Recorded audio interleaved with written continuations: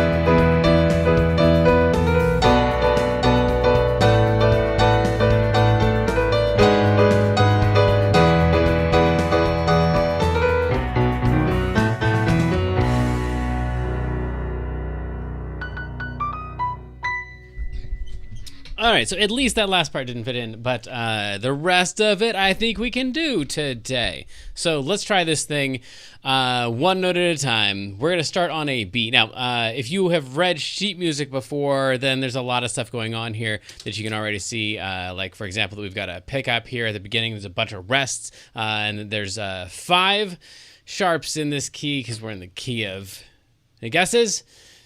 That's right, the key of B has 5 sharps in it, but you actually don't need any of that if you have never touched a piano before. That's cool. All you got to be able to do is look inside the dots and see what the letter is. This one's got kind of a line behind it, but that's a B.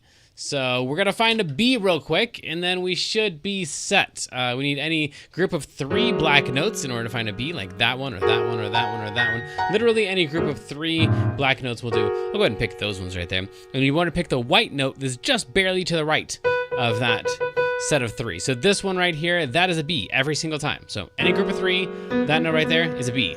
Group of 3, that one's a B. Cool. So we're gonna play that one. The only other thing you have to do is read the words and say them out loud as you go. Don't worry, I can't hear you. So you can say them out loud, or at least whisper them to yourself if there's someone else in the room. There's. If you say the words, I guarantee this will go better for you. At first, it's gonna seem harder. You'll be like, I'll just say the words in my head. That's a great idea that no one's ever had before, except every single student before you. It hasn't worked out as well. So actually say them out loud. There's. Cool. Then we need a D sharp. So let's do a little bit of calculation here to find the D sharp. The hashtag means sharp. So it's a D, but it's a little bit of a lie because it's not really a D. Now, if this is a B, you might have already figured out that, in fact, let me go to this here. Right there. Okay, so if that one's a B right there, then the one just before it should be an A because of the alphabet and junk. And then the one after that should be a C. So the next one up should be a D. So if you can find a B, you can find an A, and then you can count through your alphabet, A, B, C, D. If you can't, you're probably in the wrong spot here. This lesson is not gonna work out for you. That's a D, but that's not what we want, because we want a D hashtag in music that is D sharp. So the note that's slightly higher than D is the note that we're looking for. That's a D, then this one's slightly higher. Careful, this one's slightly lower, because it's more that direction. We want the note that's slightly that direction. That's gonna be a D sharp.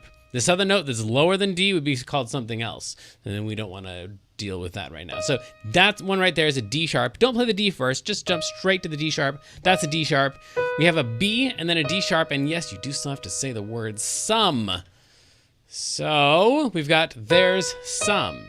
And already you've learned a lot about the piano. We know where all the letters are and we can find all the sharps. That's cool. And good news, the next 2 notes are the exact same notes. Thing strange. There's something strange. You're doing it. You're doing it. Say the words out loud. Otherwise, you're not doing it. There's something strange. Yeah, cool. And then the next 2 notes that we're going to have are an a B, and then an A, and then a B. That's for in the nay. In the nay. B is back to where you were before, and A is where you were before. And if you haven't done a song before, then you are doing the right thing right now and only looking at the letters inside of the dots. If you have done a couple songs before, or if you're curious about what this other stuff is, then you might have noticed this symbol right here.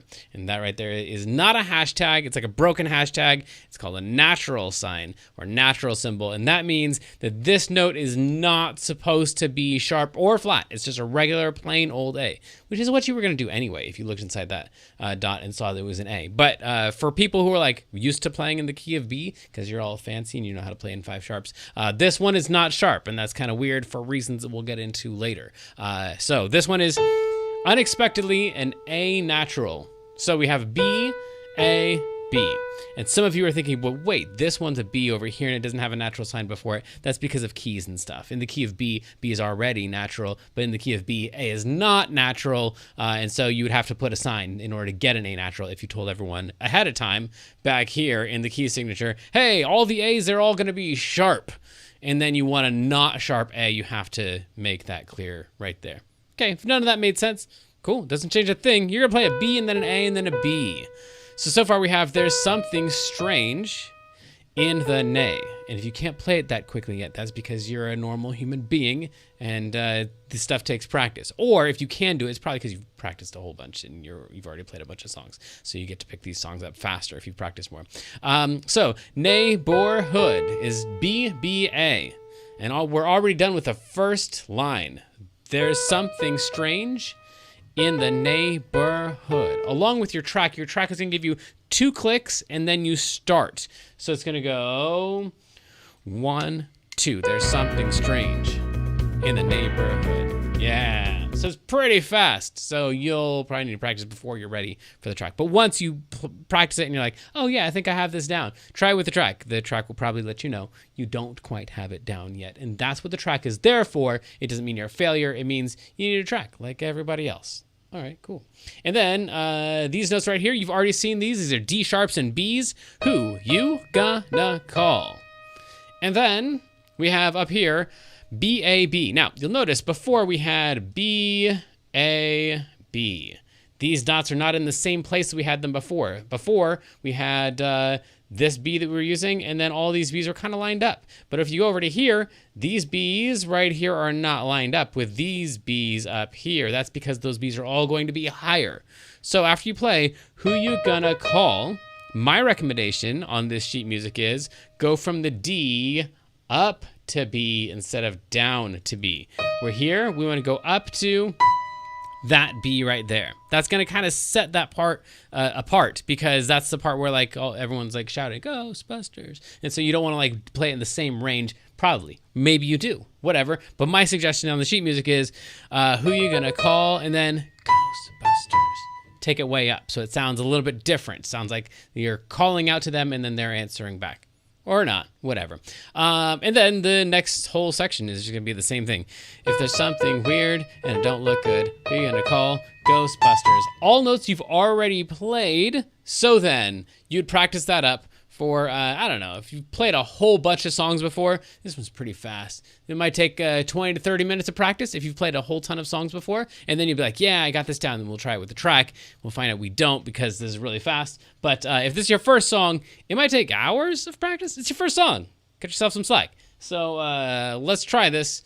Here we go. We're going to count 1, 2 for your 2 clicks, and then there's something strange, and probably you'll get the first note or 2, or maybe 3, and then you'll get a little bit lost, and that's cool. But just watch what it's gonna look like eventually. Here we go. Keep up if you can. Don't worry about the notes that you missed. Ready?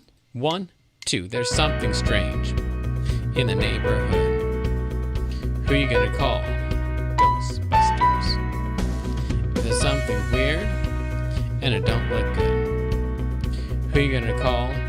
Ghostbusters. You can do it again. There's something strange in the neighborhood. Who you gonna call? Ghostbusters. But at some point, we're gonna go to this.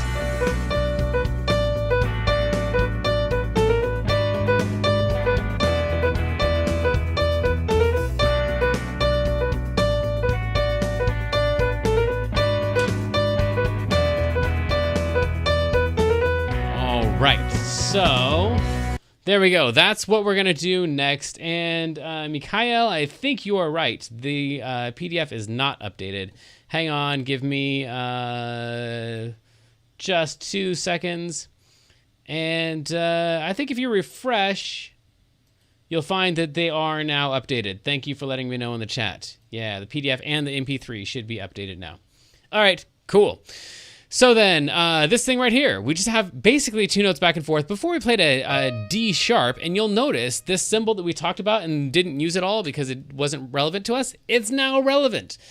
This symbol right here, this natural sign is saying, I know we played a bunch of D sharps before, but now I really just want a plain old D. You'll notice there's no hashtag inside of that D note dot there. So we're just gonna play the regular D this time, and back and forth. There's no lyrics for this part, but maybe just sing along. That last little thing right there is an A natural, and then an A sharp, and then a B. It's way harder to say than it is to see and do, because it's just these 3 notes all in a row. So white, black, white. The 3 notes that are all clustered together there. They happen to be called A natural, A sharp, and B. So you're gonna play D, B, D, B, D, B, D, B, D, B, A natural, A sharp, B. Those ones. And then you do that again. And then after that, we have a repeat sign, so you can come back and do that again. The repeat sign goes from a repeat sign to the previous repeat sign, so you'd repeat that whole entire section according to what's written on the sheet music, or just play what sounds right to you, because you probably know. Let's try the whole entire thing that you're now responsible to learn if you want, or to throw away as soon as you get frustrated with it. Or maybe just take a break and come back. But let's try these all together. Get the notes that you can. Don't worry about the ones that you missed. Do try. You'll probably fail. That's cool. It's called practice. So get all the notes that you can. Really, really, really try. And then once you get lost, don't feel bad. That's normal. Here we go. 1, 2. There's something strange in the neighborhood. Who you gonna call? Ghostbusters. If there's something weird and it don't look good, who you gonna call? Ghostbusters. We'll go back and try it again. Something strange in the neighborhood. Who you gonna call? Actually, let's switch down to the bottom part here. D, B, D, B, D, B, D, B, D, B. 1, 2, 3, 1. D, B, D, B, D, B.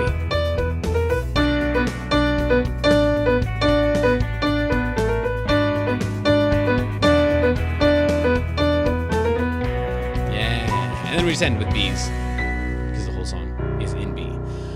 Okay, so that is all of the notes for the melody. Actually, I cheated. There's one other thing you might care about. It's these notes right here. I didn't write them in your sheet music, but it's those ones.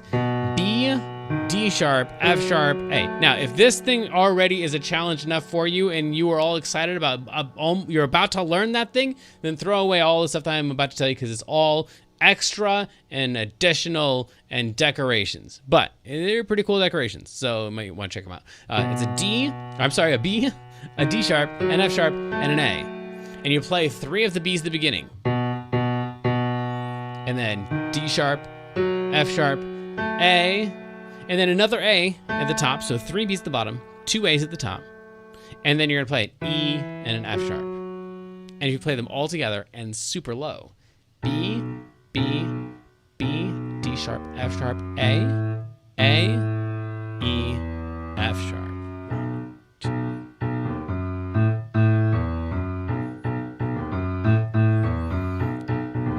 So, like I said, that's totally extra. You don't have to practice that or throw it in or anything, but it's pretty cool, and it's there, and it's extra, and it's not on your sheet music. So your assignment for this week is to perhaps just learn some of the notes, maybe at the beginning, and try it with the track. Get the first 3 notes with the track. If you've done a lot of these songs before, then maybe try the extra stuff, the bonus stuff, but definitely get down all the notes with the track.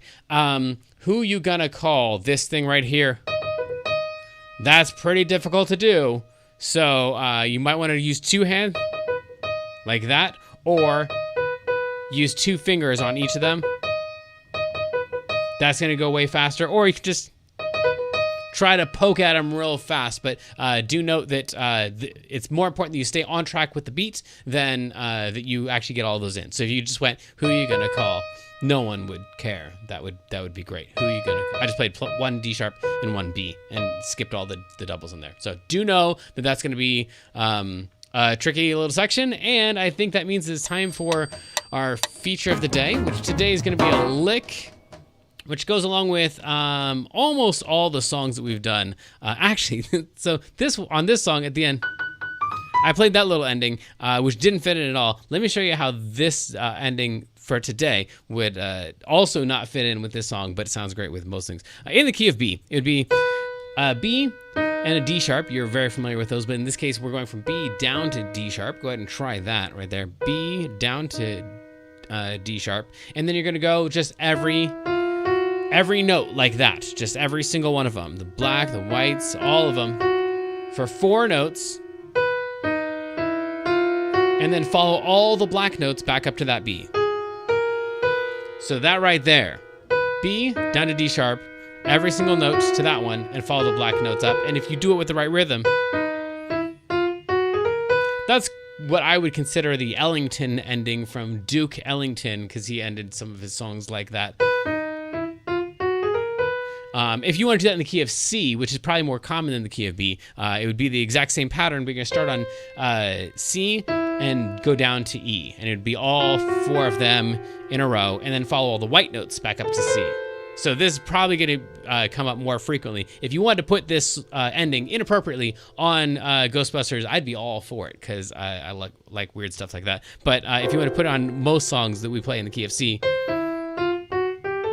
it's those ones right there. So that has nothing to do with the song. It's just extra bonus for all of you who showed up and were like, oh, bummer, I didn't really get anything out of this lesson, and now that I see it, I don't really care to. Maybe we got an extra ending out of this lesson, or maybe you're all ready to go for the intermediate version of this lesson, so let's go there now. So it's time to transition into the intermediate portion of the lesson, and of course, intermediate is a worthless term, because we're all intermediate players. Everybody, you and I included, have people who are looking up to us, who are thinking, man, if I could play like that person, then I could call myself a real musician. And you and I both have people that we're looking up to, thinking, man, if I could play like that person, then I could call myself a real musician. So this is just the part of the lesson where you have permission, if you have found some little nugget of something that is difficult to do, but that makes sense, to take off and go practice it. Don't feel bad about that. Of course, if you want to stick around, you might pick up some extra stuff too, and we'd love to keep chatting with you. But I just want to let all of the new students know you're not supposed to try everything in every lesson. And I want to give everybody else a chance to go get something to drink and take a bathroom break. But it's time to get back to it. Let's go. Okay, so for the intermediate stuff, definitely do the thing I started with. And don't tell the beginning students, but the reason that we had to keep going back and repeating the thing at the beginning and then stopping halfway through is because I actually made room on the track for this intro before you play. So we'll play 4 bars of this and then we would play the melody. That's why we ended up with kind of a weird number of things. So it would go 1, 2, bum, bum, bum, bum, bum, bum, 2, 3, 4, and then there's something strange in the neighborhood.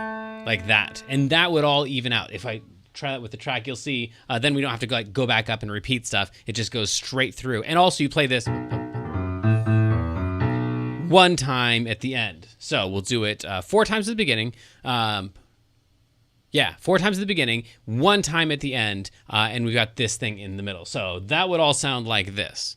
1, 2. 3, 4.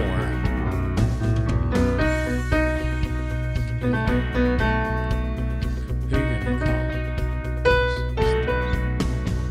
If the something weird and it don't look good, who you gonna call? Ghostbusters. And then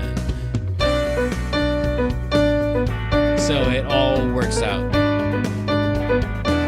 I'm just doubling the right hand in the left hand. I'm not actually adding in any additional notes.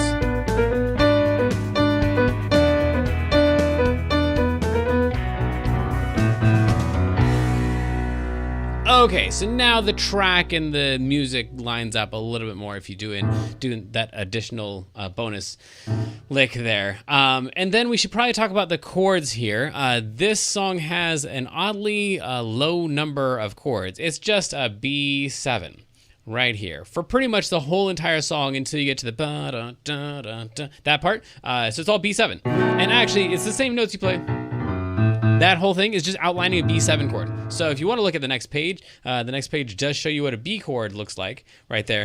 But a B7 is already outlined in the part that you're already playing. So those notes right there. So if you wanted to play chords along with there's something strange in the neighborhood, it's just a B7.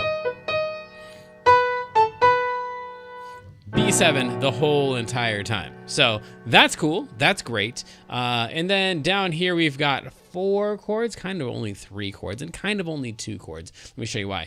So we start with a B minor, and the B minor is listed on the next page as these notes right here. So let me point out also that we're playing this chord right here, which is B7 in the left hand while our right hand played the melody. And then we're going to switch that to a B minor, which means that this note is going to go down to here. So that's going to be our B minor. And then the next chord that we have is a B minor over A. So here's the deal. If you were a bass player and the music says, play a B minor, you're a bass player, you're going to play a B. You're probably not going to play a D or an F sharp, even though those notes are technically in the chord and they're not wrong notes to play at that time. As a bass player, it's kind of your job to hold down the root of the chord, the name of the chord.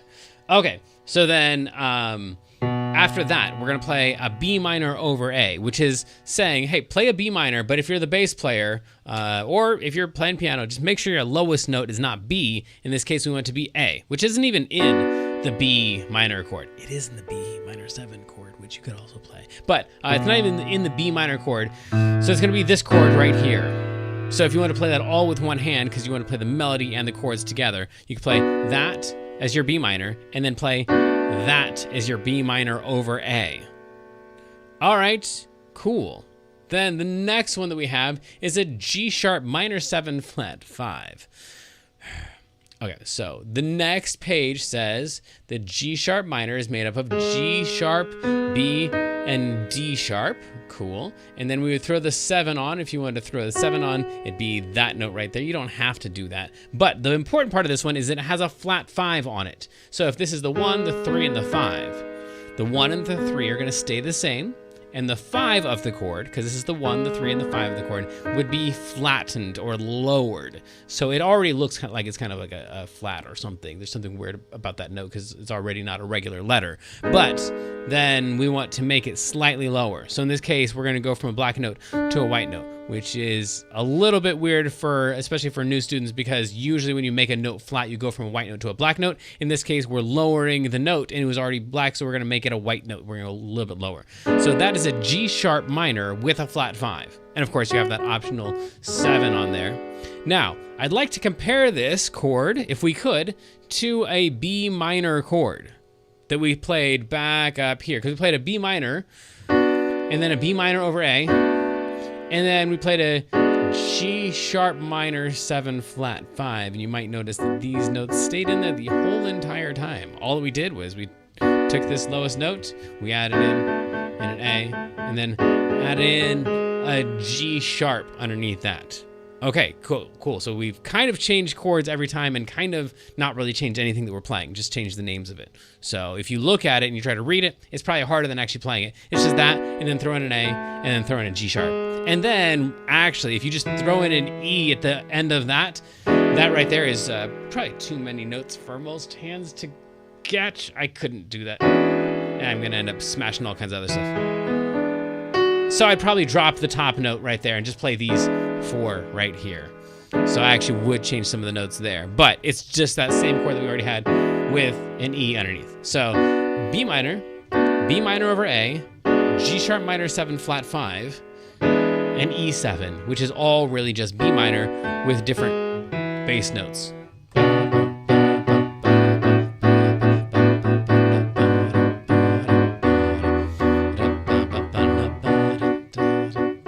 So it's kind of B minor all the way through. So if you want to try that with the track, where I'm going to start out with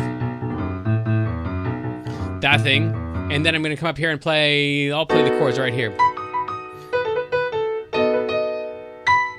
I'm going to do that stuff, and then I'm going to try to go to the B minor and then these guys right here, along with the track, just so you can see what it's going to sound like. You can play along if you want. Cool. Mikhail, yes, of course you are already doing the B7 thing. You're awesome. All right, cool. Let me check the chat. All right, cool. Lots of fun stuff in the chat. No questions, all comments so far. All right, here we go. Ready? Starting out with this thing. And go. 1, 2. And if you want double it in 2 hand, that'd be cool.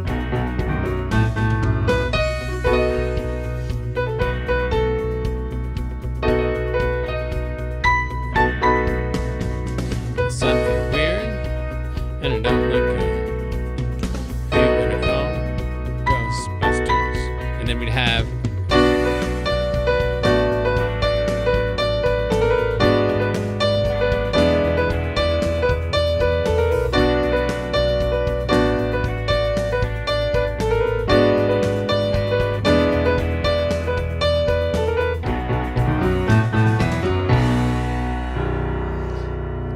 so that is all the chords that you would need to turn this into like a piano solo, but there are a couple more things in the song that I want to break down for you before you go on to the advanced level.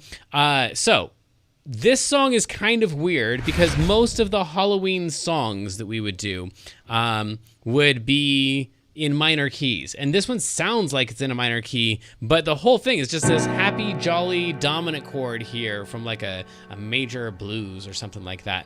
And so it's kind of weird that it has like this minor aura to it, even though the chord is totally happy. It's one of the happiest chords you could possibly make. And we do have this thing in here. We got a couple like bluesy notes.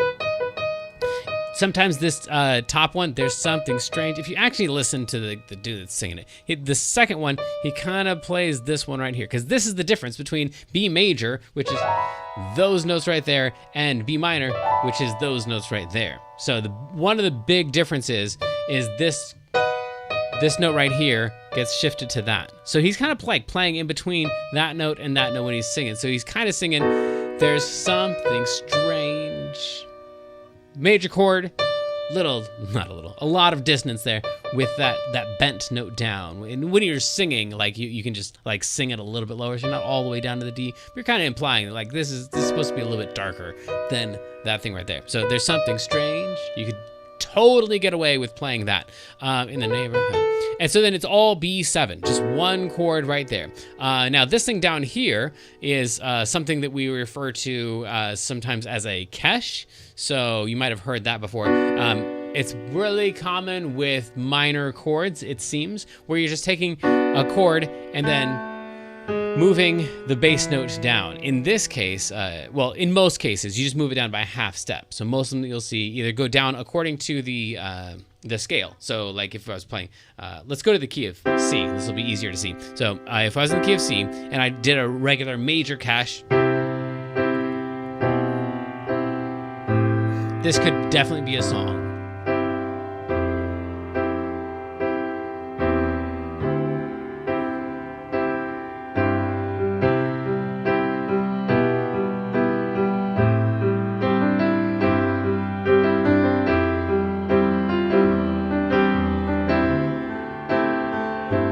So it's just a C chord with a moving bass line, right?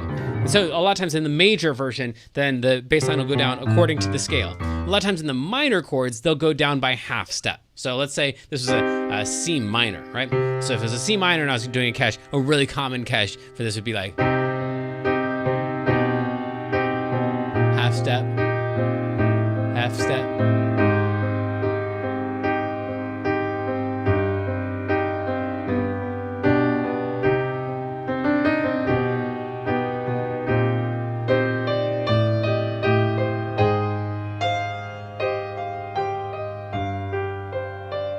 Right, so then we got the minor thing with just this root moving down by half step frequently. In this case, we skip the first half step. We got a B minor chord, and then instead of playing this one like we normally would for a B minor, it goes down by a whole step from B to A, and then down by a half step, and then instead of going to that chord right there, it skips straight to this one right here, that E7 chord. So it's kind of an interesting cash because it doesn't really follow the half step that we would normally expect. If you're just like minor cash on B minor, I would go by half steps. Okay, other things. We already talked about that thing outlining the chord. And also that we have all of these A naturals in here. So that's also kind of pretty bluesy because you got that lowered 7. So 1, 2, 3, 4, 5, 6, 7, 1, do, re, mi, fa, sol, la, ti, do. So 1, 2, 3, 4, 5, 6, 7. If you play a major scale, but you lower the 7, that's something called a Mixolydian mode, which we don't have to talk about very much. But just know that that is also kind of a bluesy note, in addition to that other one we talk about, something strange in the neighborhood. So even though it's like a major happy chord, they're really dancing around a lot of the darker tones, a lot of the bluesier tones in it to give it kind of that mysterious sound. But in general, if you were like, hey, I'd like you to write a really spooky Halloween song, I'd like it to be all B major the whole entire time, I'd be like, well, that's not gonna sound right. But they did it. Way to go. That was awesome. So I think all that's left for us to do here is find out how we could combine some of these things to make up some weird covers of the song. Let's try it now. Hopefully something has made sense so far, because getting into the advanced portion of the lesson, I usually don't even know what's coming up next. So this is just the time where we answer any obscure question, we follow any crazy idea that comes up, and we find out how deep this rabbit hole goes. Good luck to us all. Okay, cool. And that's interesting. All right, my advanced one is the beginner one. Whatever. So then, Mikhail pointed out this other thing could also just be called a walk down. A walk down is a great general term that just means your bass line is kind of moving down in like according to the scale-ish. And at this point down here, we've changed to the key of B minor. I didn't point that out earlier in the song breakdown, but it does go from the key of B major to the key of B minor, which is known as the parallel minor, not the relative minor, which is the term that most people are familiar with. Relative would be to B. No, the relative to B major would be G sharp minor. But this is not going from B major to G sharp minor. It's going from B major to B minor. So that's the parallel minor.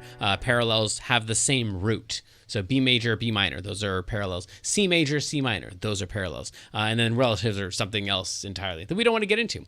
All right, so now the difficult things on this one are all the things I skipped at the beginning because I haven't spent a whole lot of time practicing this song. But quite frankly, this thing,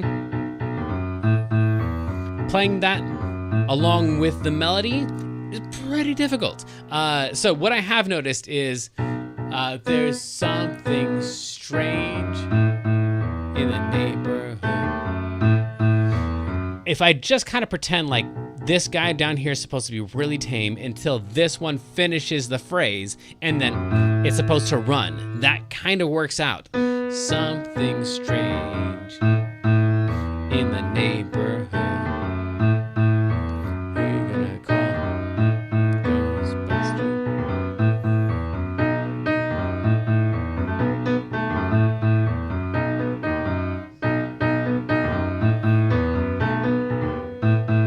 So that makes that a little bit easier because trying to line those up, unless you have the sheet music to do it, is pretty grisly. Is that a word? Anyway, try playing this and then throwing that in as soon as that phrase finishes up on the last note of that your upper phrase. Another option is just skip the whole arpeggio thing, and you can just skip to the. So there's something strange in the neighborhood. I don't think anyone would notice if you did that, especially if you started with that.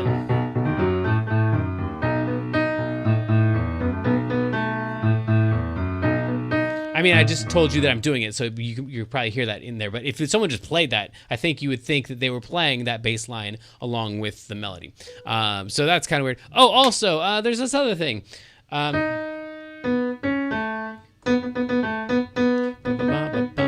That's also in there, and that is probably also difficult to do. I haven't even tried this one, as you can probably tell.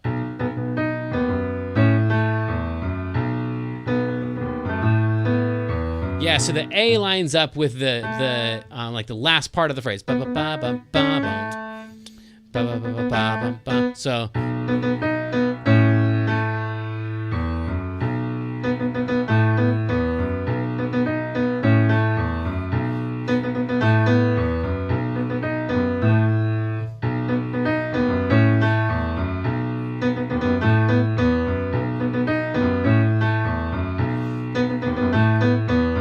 So that one's maybe even trickier, but you want to line up the A with the C sharp.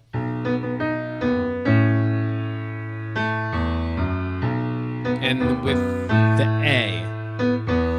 Okay, cool. So that's in there as well. Then we also have this part down here that you can do. What they do in the song is they start out with ba-da, ba-da, ba-da, ba-da, ba-da, ba-da, and that instrument keeps doing that. But then there's also harmonies that come in on top of that, and the harmonies are just stolen from the chord. So this is your chord right here.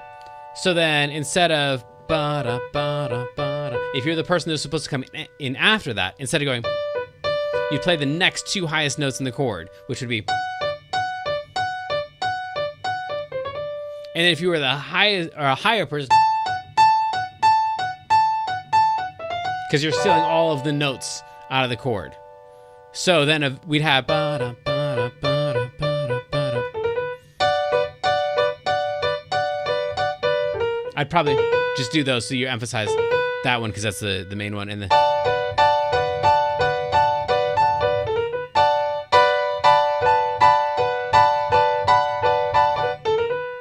okay, and then it all turns back to major, to the B. Is there anything else that we want to do in here? Probably practice. Let me show you what it looks like for me to practice this when I haven't spent a lot of time like thinking about what I would do for a cover on it. It's kind of like we used to do in the jam sessions. Let's see here.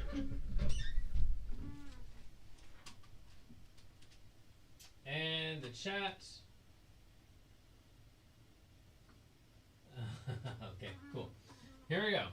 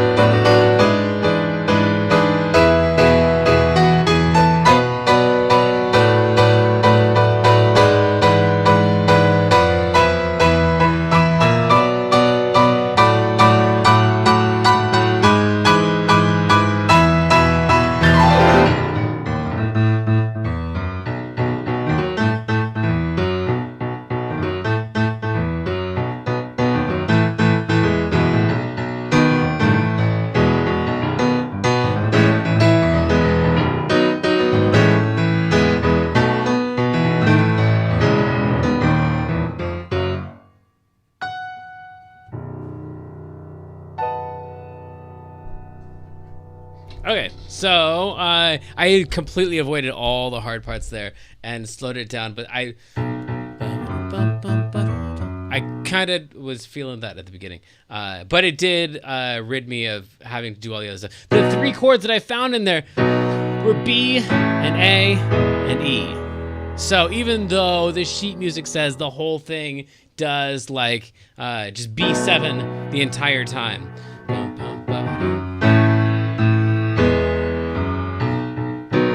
I'm kind of feeling an A and an E in there, so yeah. And then,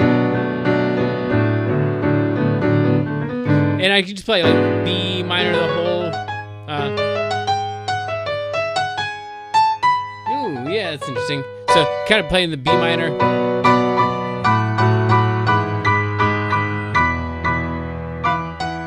And then back to our, yeah. All right, so there's something in there. Let's do some main points, see what we can pull out of this. What did we do today? Well, we did all the notes, we did all the chords, we did B7 all the way through, and then also found this other cool little thing at the end with A and E. And then talked about changing between B major and B minor, which are parallel keys, and talked about how the Kesh, a lot of times you can change the names of the chords while you actually still keep the same exact notes in there. Originally we talked about sharps and flats, or not flats, sharps and naturals, and repeat signs. Hopefully there was something in there that made sense but was kind of difficult that you need to practice on. Not impossible, reachable, but the thing with piano is, like, it all makes sense in your head before it does in your hands. So for like guitar or violin, even like some of the woodwinds and stuff, actually making the sound is a big part of the instrument. I'm not explaining that one very well, but for guitar, let's say, you can learn how to finger a chord, and then you play the chord, and then the chord sounds awesome. You know what in the world the chord is, but you sound like a professional musician. You strum it like, that's really cool. That sounds great. I have no idea what it is, but you don't tell anybody that part. You just know that you're a fraud, and you're playing this really awesome stuff. The opposite is true on piano, where all this stuff is in your head. You're like, oh yeah, all I got to do is da da da da da. But then when you try to da da da da da, it doesn't work out. So then you're like, oh, this just must not be for me, because I can't do here what I already understood how to do. So I'm just not talented or something. That feeling is the feeling of being a pianist. We all feel that way because everything on piano makes sense in our heads before it makes sense in our hands. So if you're feeling that way, man, I'm not able to play the things that I feel like I should be able to play. Me too. We're all there. So keep practicing. If you're super frustrated and you want some help, then let me know. Otherwise, keep grinding away at it a little bit at a time. You're getting better and better. And till next time, go explore, mess up, have fun, rock on.